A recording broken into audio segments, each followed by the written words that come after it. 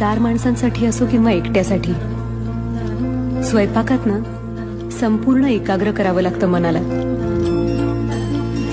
एका माणसाचं जेवण बनवायला तेवढीच मेहनत लागते जितकी 40 माणसांच्या स्वयंपाकाला. हे कधी विसरायचं नाही.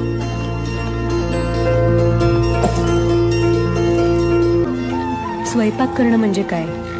आपल्यातलं काहीतरी काढून त्या पदार्थाला देणं. तुम्ही काय द्याल तुमच्या भाजीला, तुमच्या आमटीला? मी ना माझ्या मनातलं सगळं सांगते माझ्या पदार्थांना. ते समजून घेतात आपल्याला आणि मग चव येते त्यांना. चांगल्या पदार्थाची पहिली खूण असते त्याचा वास.